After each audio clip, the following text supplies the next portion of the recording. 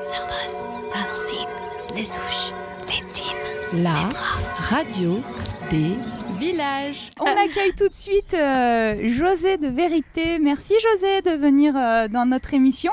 Enchantée de vous rencontrer, Bah oui, de vous revoir. bah oui. Alors José, c'est la ferrailleuse des Bossons. On va parler de ton livre. Oui, Alors, oui, mon livre. Ferrailleuse des Bossons, c'est-à-dire que tu Bah- as grimpé, exploré, fureté, fouiné pour excaver des morceaux de tôle déchirés des 3 grandes rames du glacier des Bossons, les crashs du Kashenchuga, Malabar Princess, Vincent Don et Henri, tu peux nous parler peut-être Alors, un petit peu de... Déjà, la ces ferrailleuse des accidents. Bossons, c'est un grand honneur de dire de qui m'a surnommée la ferrailleuse des Bossons, c'est Jeanne Coutet, Dont on a parlé tout à dont l'heure. nous avons parlé Tous tout à l'heure. rejoints. Tous Ouais. se rejoint, le monde est petit à Chamonix. Ouais. Et il me voyait partir parce qu'à l'époque, le glacier était très haut. Et on y arrivait, j'avais pas besoin de marcher, et j'arrivais en télésiège et Et on y était quoi. Et je faisais 30 mètres et j'étais le glacier. sur le glacier et il me disait toujours bon, alors en rentrant, alors la ferrailleuse, tu as fait quoi, hein?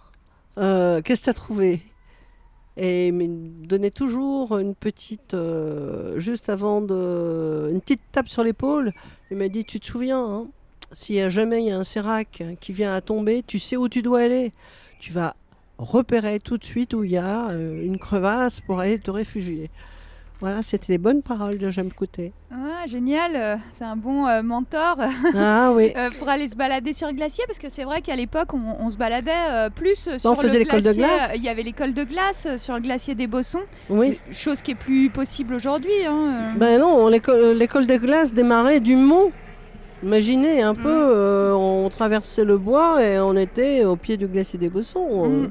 Donc et le mont, hein, c'est Le mont, à c'est, côté du tremplin. voilà, c'est au sommet du tremplin. À gauche du tremplin, on prenait le petit sentier et Et au bout hop. d'un quart d'heure, Mm. on chaussait les crampons. Mm. Ouais. Et donc, sur ce glacier, toi, tu as récupéré et transporté, parce que c'est pas rien non Oui, oui. plus, mais récupéré et transporté des débris de ces accidents, Tragédies, du ces coin. tragédies du Mont Blanc, en fait. Hein. Oui. Et donc, tu as dit, je l'ai pris sur ton site, hein, j'ai voulu rendre ces vestiges à la vie par leur transfiguration artistique. Ces tôles tordues, pliées, compressées sont devenues ainsi un lien entre les tragédies passées et le vivant de l'art contemporain. Donc, sacré programme. Comment t'en es venu à... Enfin, d'où t'es venue cette idée de transformer en sculpture ces bouts de tragédie, enfin, ces bouts d'accidents d'aviation? Tout simplement, hein. Et un jour, il y a eu un morceau de tôle qui m'est tombé dessus et je l'ai récupéré. J'étais avec Fernand Audibert. Mhm. Dont Et on a parlé aussi, dont nous avons un parlé. sauteur. Oui, c'est vrai, c'est un grand sauteur. Je crois qu'il était champion de France à l'école militaire de saut à ski à l'époque. Et puis, je l'ai mis dans le sac à dos et je me suis dit, mais quand même, un morceau de ferraille qui tombe sur le glacier des Bossons. Et Fernand, il avait un rire communicatif et il me dit, ah, ah, mais tu sais pas les histoires. Et c'est là qu'il a commencé à me raconter les tragédies. Hein. Malabar Princess en 1950, hein, un super constellation. Après, la tragédie de Vincent de Henry. En 56. En 1956, qui malheureusement, et grâce à eux, le secours en montagne a démarré. Et en 1966, le Kanchenjunga, et les 2 avions venaient d'Inde, étaient Air India, et les 2 avions se sont crashés Rocher de la Tournette, pile au même endroit. C'est dingue. Hein. C'est C'est complètement vrai fou. que cette histoire est quand même dingue. C'est assez mystique quand même aussi. C'est mystique. Alors, il y a eu plein de polémiques dessus, avions militaires de l'OTAN, etc., etc. Et j'ai eu la chance de rencontrer l'ambassadeur d'Inde qui est venu il y a 3 ans. Et lorsque nous en avons parlé, il m'a dit, mais non, il y a eu une erreur. À l'époque, il y avait un système d'entraînement et il n'avait pas les appareils étaient mal taraudés. Et je pense que, d'après ce qu'il m'a dit, les altitudes étaient fausses. Et c'est Ils pour avaient les ça, mauvaises ils informations. avaient la mauvaise... Ah, et c'est. avec le simulateur de vol, ils avaient D'accord. la mauvaise altitude. Mhm. Et voilà Ils sont le descendus pourquoi, trop bas. au moins pour le Malabar Princess. D'accord. Hein, au moins pour le Malabar Princess, ça a été ça. Et toi, donc, tu récupères ces bouts de tragédie, ces bouts de tôle, et tu en fais des sculptures. Moi, les débris d'avion, oui. Ouais. Et Euh, voilà. Et tu en fais des sculptures après chez toi. J'en fais des sculptures chez moi. J'ai mon atelier qui est face au Bosson. Mhm. Donc j'ai un atelier, j'ai un bureau de travail qui est magique. Et ce qui est extraordinaire, c'est que j'ai rencontré des parents de victimes et ils m'ont envoyé les photos. Et il y a des moments où je bute. Alors je démarre, j'ai 3-4 sculptures. Et puis il y a des moments où je bute sur une sculpture parce que c'est pas facile à travailler, c'est très dur à travailler. Et je regarde un Haftar à Aurora. Ça a été la première famille indienne que j'ai rencontrée à Chamonix. Et je dis, Haftar, tu peux me donner une idée là je bute. Et je regarde le glacier, je regarde la photo, et puis boum, ça y est, c'est reparti. Mhm. Alors, Quelque c'est part, un les- travail Il y a- de mémoire. Hein. Ouais, il y a un travail de mémoire, c'est ce que j'allais dire, autour de ces victimes, parce que c'était des avions il y avait des gens dedans, enfin des avions Ah oui, de oui, tourisme, je veux dire. Oui, 48 et 122. Voilà. Donc c'est quand même énorme. Mhm. Dans le deuxième, il y avait le professeur Bapar, le professeur de la bombe nucléaire indienne, Mhm. qui était dans l'avion. Peut-être c'est un attentat, peut-être pas. De toute façon, mon objectif un jour aurait été de retrouver la boîte noire, mais malheureusement la boîte noire, je l'ai toujours pas retrouvée. Peut-être que ça viendra, on sait pas. Ah oui, mais là j'ai plus trop la forme physique pour y Ouais. aller. Et le glacier est quand même beaucoup reculé. Hein. Mm. Ouais, Mais c'est ouais. une façon aussi, enfin peut-être, je sais pas, c'est toi qui me le diras, de rendre hommage à ces victimes en faisant tes... Parce que je sais pas si c'est le mot de rendre hommage, mais clairement le fait que tu récupères les débris de ces tragédies, que tu passes tu du temps à rencontres faire les des familles. sculptures, que tu rencontres les familles, en fait tu leur redonnes pas vie, mais il y a quand même, tu leur donnes de l'importance. Ouais. Ça fait qu'on parle d'eux aujourd'hui, Mais après, tout des à années fait, après, etc. Tout à fait. Et ce qui est magique, c'est que lorsque je termine une sculpture, elle est dans mon atelier. Dans mon atelier, il y a une âme. Mm. Pourtant, c'est rempli de débris d'avion, hein, avec leur tragédie. Mais lorsqu'on rentre dans mon atelier, on me dit oh là, qu'est-ce qu'on est bien chez toi. Et c'est que des débris. Hein. Et l'effet de regarder une sculpture qui est terminée, c'est un clin d'œil à ceux qui sont restés là-haut. Mm. Pas seulement, bon, il y a tous les passagers, évidemment. Mais il ne faut pas oublier une chose, c'est que nous avons aussi des alpinistes que nous avons connus, qui n'ont jamais été retrouvés. Pour moi, c'est un clin d'œil général. C'est pour ne pas oublier tous ceux qui sont restés là-haut. C'est pour aussi ne pas oublier le glacier des Bossons qui est en train De mourir. de disparaître. Donc, ce glacier des Bossons fait énormément parler de lui.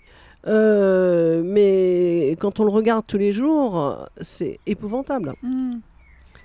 Donc, On le disait en première partie d'émission quand on parlait du glacier. C'est vrai que moi, quand j'étais gamine, il y avait, quand on passait sur la route, c'était marqué glacier des Bossons, la plus grande cascade de glace d'Europe, avec ce glacier qui touchait la route, quoi, quasi. Hein, et là, on le regarde, ça fait un peu, oui. mal au cœur. Ouais, quoi. bah, quand tu montes on aussi voit- au chalet des Bossons, moi j'y suis montée la semaine dernière, c'est impressionnant. Ah ben, c'est impressionnant. Mm. Il reste en bas de la langue terminale, en épaisseur, il reste entre là où il y avait le lac qui a disparu, le lac dans lequel je me baignais.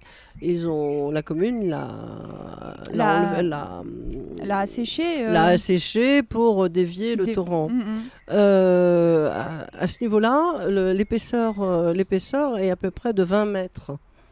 Vous vous rendez compte? Ouais, là où il y avait peut-être une centaine de mètres. Bah, il y avait, oui, beaucoup plus que ça. Mm. Et de le voir comme ça disparaître chaque jour quand on habite ici, qu'est-ce qu'on fait? On se lève le matin, on regarde l'aiguille du Midi, c'est toujours là, on regarde le glacier, enfin moi je regarde surtout le glacier des Bossons, et quand on voit tout à l'heure ça débaroulé en plein milieu il y a des séracs énormes qui sont tombés. Et c'est quotidien maintenant, ouais. Et là, c'est tous les jours, tous les jours.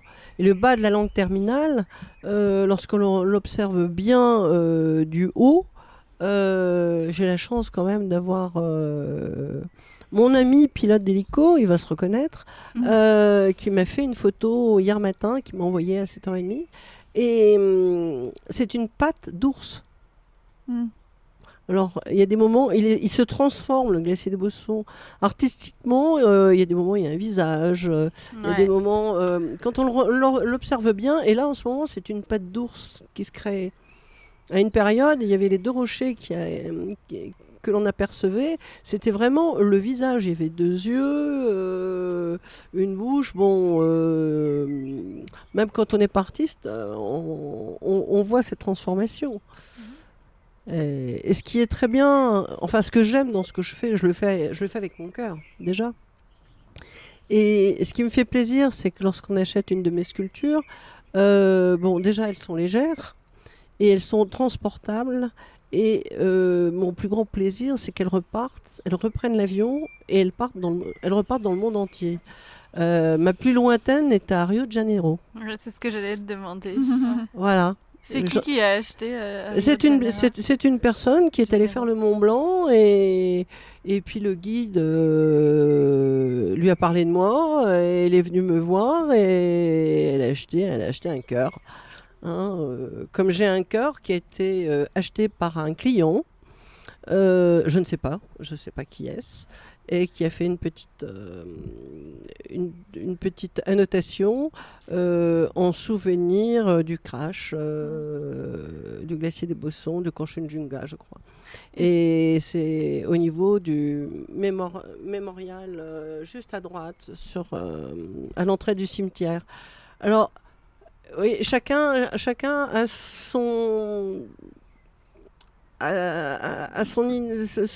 comment dirais-je, son idée. Bon, ben, ces personnes-là, je ne sais pas du tout qui est-ce, du tout. Mais bon, il a son emplacement au cimetière. Voilà. Et c'est ça qui est le plus beau. J'ai fait un ange à la demande de Jean-Marc Payex, puisqu'à l'époque, il n'y avait rien au cimetière du Fayet, et je lui avais présenté 3 sculptures. Et ils ont choisi l'ange. Et l'ange est absolument extraordinaire. Je l'ai fait avec les 2 avions, et je leur ai donné les photos. Et sur le mémorial, il y a le commandant d'Assousa, où sa fille est venue à Saint-Gervais il y a quelques années. Il y a Haftar Aurora et Borora, c'était le fils le navigateur, et son fils est pilote sur Air India, que j'ai retrouvé par les médias. Merci les médias. Ouais, formidable. Tu as créé que... des objets qui vont permettre aux familles, si elles reviennent, de pouvoir comme on va se recueillir sur une tombe, on va se recueillir sur le mémorial.